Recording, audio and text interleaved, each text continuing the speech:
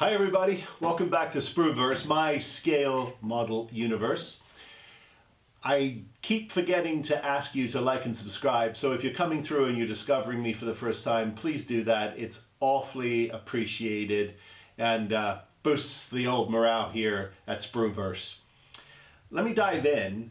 I wanted to give you an update on where I was with the Spitfire build. Now, I did say in a previous episode that I probably wasn't going to do the entire build on camera, but I did want to give you a little update, and I do have some show and tell for how this build is coming together, and I have to say I'm enjoying myself. This is a lot of fun. I was really scared about building a plane. It's not my line of work. Now, there's an awful lot to do here, and I'm only a few stages in, but so far so good. First of all, I wanted to say that even though I have a bunch of gripes with D'Agostini about how this kit arrived and how it was packaged, the kit is actually well constructed. All the pieces are laser cut balsa wood, and they go together really well. Now, they have been asking us to use wood glue, and of course I'm using my classic Elmer's because it dries pretty quickly and it's very effective on this balsa wood. It bites to it and it goes off pretty quickly. Strangely though, in a couple of the build sections it says go ahead and use super glue. So I thought I'd swap over and try. It does work, although the super glue is, and I'm using a medium viscosity super glue, it is absorbing into the soft wood very quickly, and so the bond is not that great. I did find, however, that if you're using just a little bit of the zap kicker with your, well, any kind of kicker really, with the glue, it doesn't allow the glue to absorb into the pores of the wood that fast, and so you do get a slightly better bond. And I've been doing that with just a tiny bottle with a little small needle point on it to drip some in, so you're not spraying glue all over the place, or the kicker all over the place, I should say. So I don't know, 50-50 for me. So if I feel like it's structural, I'm going to go ahead and clamp it and use the wood glue and wait an hour or two. If I feel like it's something that is not so structural, I have been using the super glue just to speed things along, and it's been working quite well. I've decided that I am going to go ahead and paint this Spitfire. And I don't know what that means yet. I'm going to do a little more research into the kinds of paints I should be using. I do think that some kind of adhesion promoter is going to be worth it. I've got one for plastic. I don't know about metal. I'm going to look into that. I'm on virgin territory here, guys. So, but I'm excited to do it. We talked about this propeller last time, and wow, that is just, it's a beautiful piece of engineering. None of it is put together yet. I've just simply been following the instructions. And of course, you know, they tease you. The interesting thing about it is I have the entire kit, so I know what's next. But oftentimes they'll ask you to get to a certain point and then they don't talk about it again, and then you go on to something else. Right now we're on the body and the fuselage, and anyway, let me show you where I am. So this is a piece that I actually constructed earlier, and you can see from my PhilCam video that I'm getting some progress here, and everything is going together quite nicely. And I've been moving along from stage to stage to stage. And I've gotten myself now all the way down to stage 8, and I've started putting in the support frame for stage 8, and I've clamped the nose of it. Now I've just sort of set that aside to let it dry. It's massive, guys. It is a really impressive aircraft, which for me, I've been enjoying a lot of these large scale things, but I have to say, once the Spindrift is done, once the X-Wing is done, and once I've got this far along, I'm really looking forward to getting back to some smaller plastic kits. It was great to get it out of my system, but it's time now for me to get back to the root of my passion, and I think I'm probably going to go to the Enterprise 1000 build.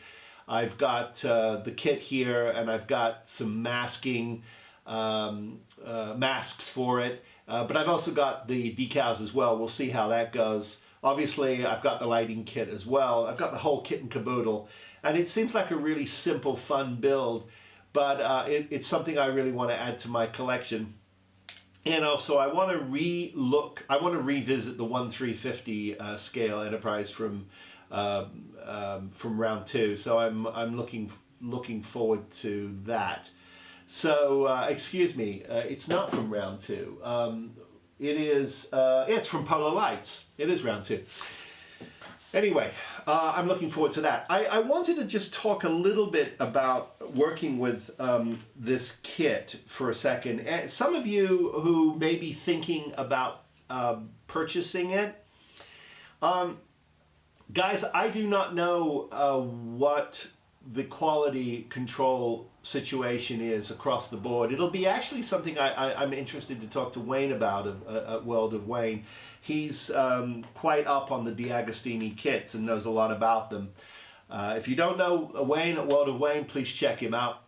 But anyway, the reason why I bring it up is because some of my packages were not marked at all. You didn't know where they were from. So had I have not taken an inventory of everything and gone through all of the magazines as I did, which was labor intensive, it took several hours, but it was well worth it. I figured out what was missing.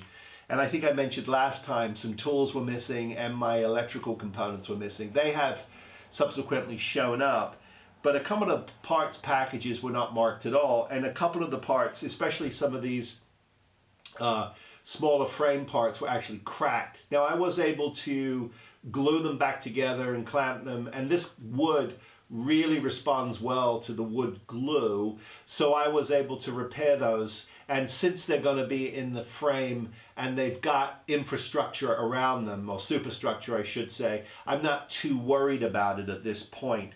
But I am making darn sure to make sure everything is square and level. Couple of things I have purchased for my shop that are well worth checking out. These are angle irons that I picked up at Micromark. It's an online hobby store, Micromark. If you don't know about them, you should. They're not cheap. They're a little bit on the high-end side, but the quality of their things are pretty darn good, I have to say. When I need equipment, heavy-duty stuff, or some really specific things that I know I'm not going to find at my local hobby shop, I do resort to Micromark. However, having said that, please, I beg you, make your local hobby store your first line of attack. I'm sure they'll send stuff out to you if you don't feel comfortable in these days driving over to them, or they may not even be open for several hours here and there. I don't know, but please avail yourself of our brick and mortar stores. It's really important to me personally that we keep them alive. Anyway, you do get 3 of these. I've got Papa Bear and Middle Bear. Baby Bear is off to one side. They are very hefty. They are absolutely square to 90 degrees.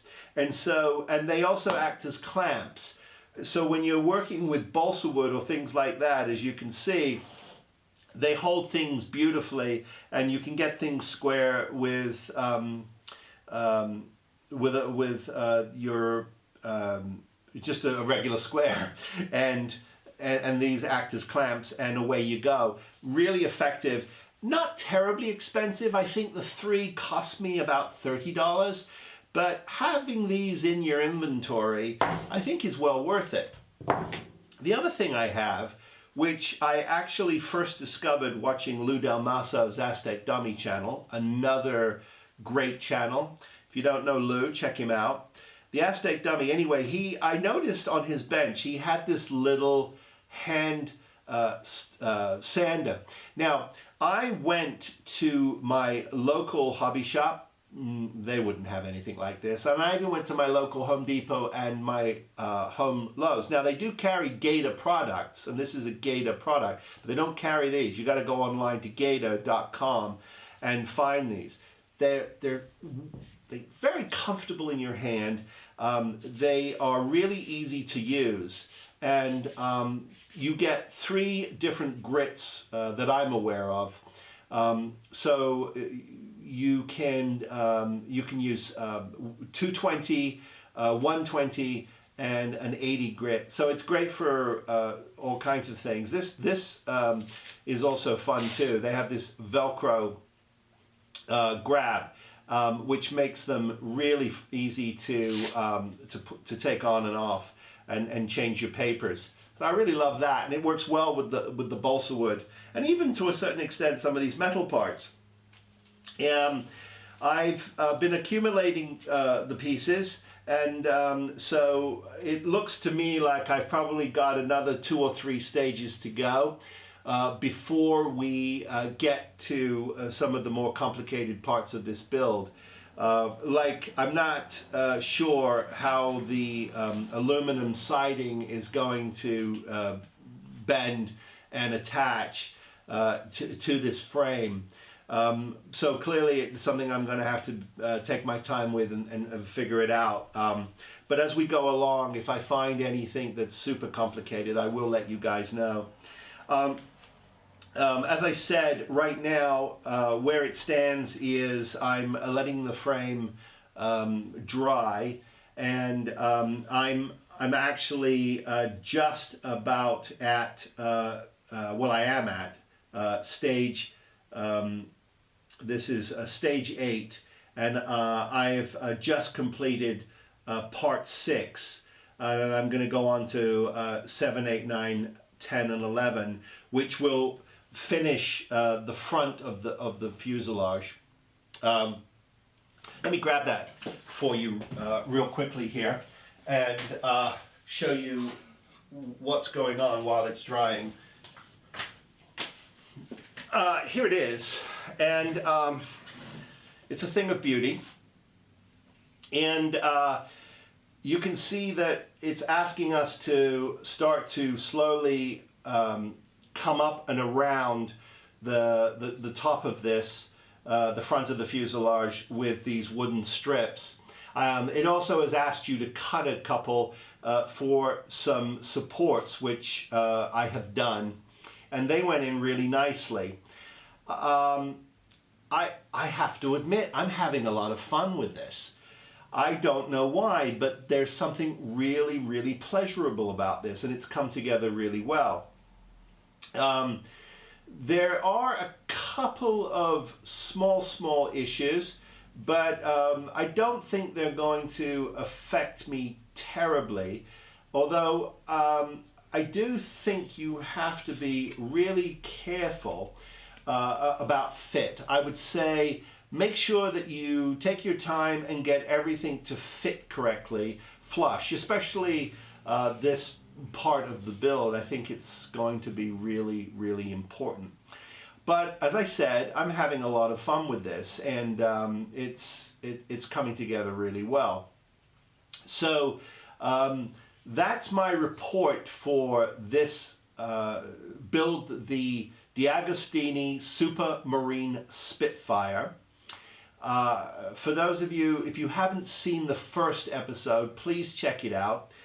I'm on stage, I'm actually just completing the final stages of 8, which is the second book, actually. So I've got 2 more technically PDF books that I have to deal with online, and then I'll have the regular magazines. Now, I have to admit something, a bit of a mea culpa.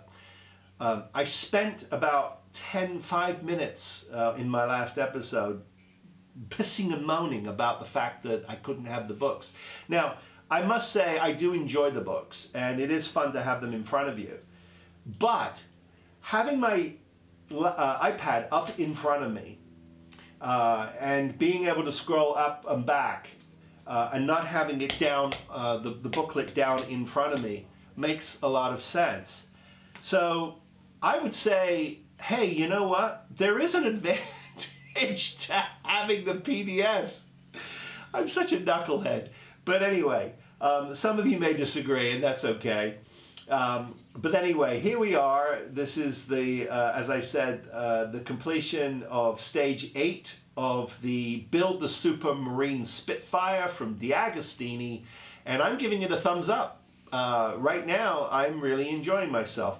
So I think I'm going to keep reporting in to you and showing you my progress, because it's moving along quite nicely. And because I have the complete kit here, I don't have to wait weeks on end. We can sort of power through this. Yeah, I'm going to take my time. I don't want to suggest that I'm sort of rushing anything to that extent, because I'm not. I'm going to make sure that it's done perfectly correctly. But I'm just one of those people who has 3 or 4 things going at once. I don't like to burn out on something, as I've done with the Titanic. You can see it sitting behind me in several of my episodes, and I haven't bothered to do something with it. I will get back to it, but I just lost my mojo with it. It's a huge kit. It's the 1/200 trumpeter Titanic, and I am going to do a couple of episodes on that, because I know people have asked me about that. But there are so many talented people building that kit online. Museum quality, it is just ridiculous. It's going to be a great model when it's finished, and I do need to get it off the bench. This hopefully by the end of 21 it'll be off the bench. But anyway, I think this is a really nice way to end the year, is building this Supermarine Spitfire from D'Agostini. That's my report for this episode, guys. Please don't forget to like and subscribe if you do like what you see. Please be well, be safe, build something, and I'll see you on my next episode. Take care, everybody.